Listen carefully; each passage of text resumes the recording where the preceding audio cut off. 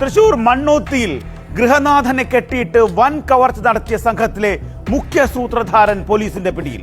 രാജസ്ഥാനിലെ ഒരു തിരുട്ടു ഗ്രാമത്തിൽ നിന്നാണ് സൂരജ് പവാറിനെ തൃശൂർ സിറ്റി ഷാഡോ പോലീസ് സംഘം പിടികൂടിയത്.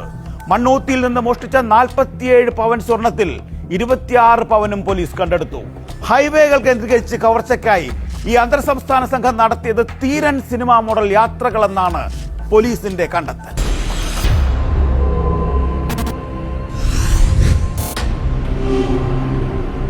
കണ്ണു തുറന്നിപ്പോൾ ഒരു കടിച്ച് ഒരാള്, അപ്പം ഞാൻ അയ്യോ എന്ന് പറഞ്ഞ ഓളിയിട്ടു.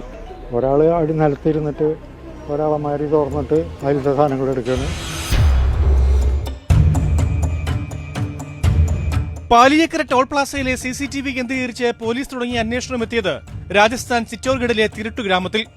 അവിടെ പോലീസ് കണ്ടത് കവർച്ച ആഘോഷമാക്കുന്ന മനുഷ്യരെ. ഏറ്റവും മികച്ച രീതിയിൽ മോഷണം നടത്തുന്നവർക്ക് എളുപ്പത്തിൽ കല്യാണം. അങ്ങനെ തുടങ്ങി 100,000 അന്ധവിശ്വാസങ്ങളുമായി ജീവിക്കുന്ന പഠിച്ച കള്ളന്മാർ. ഓരോരുത്തർക്കും അവരുടേതായ കവർച്ചാ രീതികളുമുണ്ട്. ട്രക്കുകളിൽ ചുറ്റിക്കറങ്ങി മോഷണം നടത്തുന്ന സംഘമായിരുന്നു മണ്ണുത്തിയിലെ വൻ കവർച്ചയ്ക്ക് പിന്നിൽ. കവർച്ചയ്ക്കായി സംഘം നടത്തിയത് തമിഴ് ചിത്രം തീരൻ മോഡൽ യാത്രകൾ. ചുറ്റിക്കറങ്ങാനെന്ന രീതിയിൽ ട്രക്കുകളിൽ കയറി വിവിധ സംസ്ഥാനങ്ങളിലേക്ക് യാത്ര തിരിക്കും. ഹൈവേകളിൽ ഇണങ്ങിയ വീടുകൾ കണ്ടെത്തിയാൽ പൂട്ടുപൊളിച്ച് അകത്ത് കടക്കും. എതിർക്കാൻ വരുന്നവരെ വകവരുത്താൻ പോലും മടിക്കില്ല.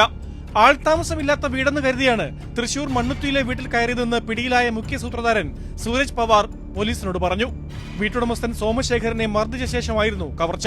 തലയണ വെച്ച് വായ പൊത്തിയ ശേഷം ഗൃഹനാഥനെ കെട്ടിയിട്ടാണ് 47 പവൻ സ്വർണ്ണാഭരണങ്ങളും പണവും സംഘം കവർന്നത്.